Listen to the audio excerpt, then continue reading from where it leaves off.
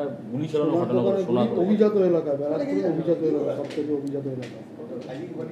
তো অভিজাত এলাকায় গুলি চলবে না এরকম তো কোথাও নেই। দেখো, অপরাধীরা ভিড়ভাড় এলাকায় সব অপরাধ করতে ওদের সুবিধা হয়, এটা অপরাধীদের কালচারের মধ্যে পড়ে। ওখানে কি হয়, ঘটনা ঘটলে লোক পালায়, ওটাই ওরা সুযোগ নেয়।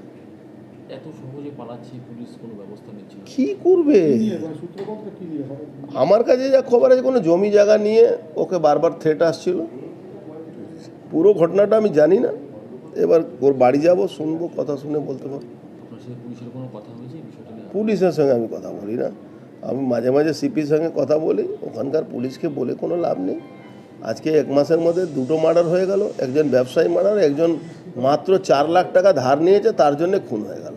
দাদা, স্থানীয় বাসিন্দাদের টিটাগড় থানার উপর একটা বিরাট রকম বিক্ষোভ দেখা যাচ্ছে। থানার উপর মানুষের বিক্ষোভ, পুলিশের উপর মানুষের বিক্ষোভ তৈরি হচ্ছে কেন? টিটাগড় থানার উপর একটু বেশি হচ্ছে, আমি এটা দেখছি। টিটাগড় থানার ভূমিকাটা ঠিক না, ওখানে ভূমিকাটা খারাপ। অপরাধীদের আড়াল করার চেষ্টা করছে না, অপরাধী ধরতে পারছে না, এটাও তো হতে পারে। মানে নিজের কি বলা যায়, ওর এফিসিয়েন্ট নেই ধরা, এটাও হতে পারে। বেশ কয়েক মাস আগেও শিল্পপতিদের ব্যবসায়ী তাদের সাথে পুলিশ কমিশনার বৈঠক করেছিলেন, তারপরও এত বড় ঘটনা এড়ানোর কারণে। আমি যেদিন উনি এই বৈঠক করেছিলেন, আমি ওনাকে থ্যাঙ্কস জানিয়েছিলাম। মুশকিল কি আছে, উনি তো ধরুন 6 মাস 4 মাস 5 মাস ধরে পুরো ম্যানিপুলেট করে খবরগুলো পাঠায়। তো সিপি সেইভাবে চলে। সিপি তো সব ব্যাপারে নিচে লেভেলে খবর তো সিপি কাছে ডাইরেক্ট যায় না, এটা এরাই পাঠায়। কিন্তু যেহেতু এদের একটা নেক্সাস তৈরি করে না কিছু অফিসাররা, যারা সো কল্ড ওই ঘুরে ঘুরে ওই পুলিশ ক্রাইম যাদেরকে বলে পিসি পার্টি, তাদের একটা নেক্সাস তৈরি হয়ে যায়। তারা নেক্সাস তৈরি করে কিছু ভালো নেক্সাস হয়ে যায়, তার মধ্যে কিছু খারাপও নেক্সাস হয়ে যায়। তাদের জন্য এইগুলো অপরাধীগুলো সুযোগ পেয়ে যায়, এই হয়। সামান্য ঘটনা যেগুলো ঘটে সেগুলো থানায় গুরুত্ব দেয়, কিন্তু যেগুলো বড় বড় ক্রাইম সেগুলো পুলিশ গুরুত্ব দেয় না। এর মধ্যে কি কোনো যোগসাজশ আছে?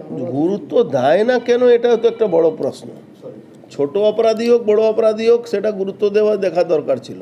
কিন্তু টিটাগড়ে আমি একটা অবাক হয়ে গেলাম, 2টো ছেলে মাঠে মারামারি করেছে, তার জন্য 4 ভ্যান পুলিশ চলে যাচ্ছে। কেন? কোনো একটা লোক তার হয়ে সিফারিশ করে ফোন করছে, তার জন্য 4 ভ্যান চলে যাচ্ছে পুলিশ। রাজনৈতিক নেতারা থানায় হস্তক্ষেপ করছে এখন? সে রাজনীতিক নেতারা সবসময় হস্তক্ষেপ করে, এটা কোনো নতুন কথা না। সিপিএম ছিল, সিপিএম করতো, আমরা আছি, আমরাও করি, এটা নিয়ে কোনো বড় প্রশ্ন নেই। পুলিশ তো ফিল্টার পেপার হলো পুলিশ, পুলিশকে ফিল্টার করে দেখতে হয়। দেখুন, পুলিশের চাকরি পার্মানেন্ট, আমাদের চাকরি 5 বছর। 5 বছর পরে আবার মানুষ যখন নিয়ে আসবে আবার আমরা থাকবো। কিন্তু 5 বছরের যারা পার্মানেন্ট চাকরি করে, তারা 5 বছরের যারা চাকরি করে, তাদের কথা শুনে ফিল্টার না করে কেন কাজ করবে? মাননীয় মুখ্যমন্ত্রী তো এটা কোনোদিন বলেন না। আপনি যেটা বলছেন, যেটা অপরাধী না থাকলে অপরাধ থাকবে না, তো না, অপরাধীদেরকে সরাতে হবে, জেলে ঢুকাতে হবে। আমি বলছি না এনকাউন্টার করা, কিন্তু জেলে না, এদেরকে ভিতরে না রাখলে এই জায়গাটা কন্ট্রোল হওয়া খুব মুশকিল আছে। দেখা যাচ্ছে অপরাধীরা তো বেশিরভাগ রাজনৈতিক ছত্রছায়া তারা। দেখা যায় না, রাজনীতি ছত্রছায়া না হলে অপরাধী থাকবে কি করে? তাহলে তো পুলিশ ঢুকিয়েই দেবে। রাজনীতি ছত্রছায়া ফায়দা নিয়ে তো পুলিশ থাকে, অপরাধীরা থাকে। আপনার শিল্পাঞ্চলের বিভিন্ন জায়গায় নানা সময় অপরাধ সংখ্যা বাড়ছে, কমিশনের সাথে বিশেষ কোনো কথা বলবেন, আলোচনা করবেন? দেখুন, আলোচনা যদি কেউ করতে চায় নিশ্চয়ই করব, কিন্তু আমি এই এলাকার সবথেকে পুরনো পলিটিশিয়ান।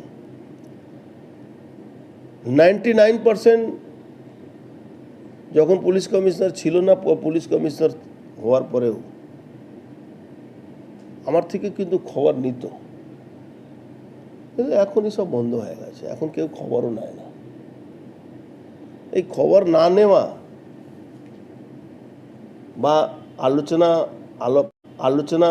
আলোপ আমি তো কিছুক্ষণ আগে একটা চ্যানেলকে বাইটে বললাম, আমি না দেখেছি এখানে অফিসারের 2জন নাম নিলাম, সুবীর চ্যাটার্জি, সুভাষ সেন। এরা অপরাধীর এন্টি ক্রিমিনাল বলে এদেরকে এস্টাবলিশ করা ছিল। নাম শুনলে ক্রিমিনালরা ভয় পেত, এলাকা ছেড়ে পালিয়ে যেত। আমরা দেখেছি তো আজকে 40 কেজি ভুড়ি নিয়ে কি করবে?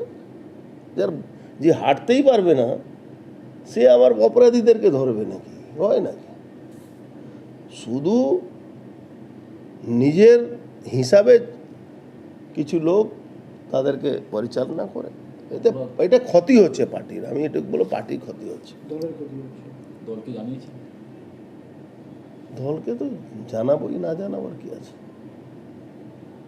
আমি আজ ব্যারাকপুরের সাংসদ, আমি খুব দুঃখিত এই ধরনের ঘটনা ঘটে যাচ্ছে।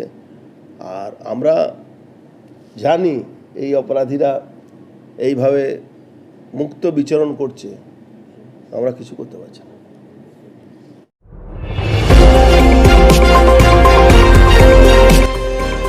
আমার বাংলা, সঙ্গে থাকুন, সঙ্গে রাখুন। আমার বাংলা।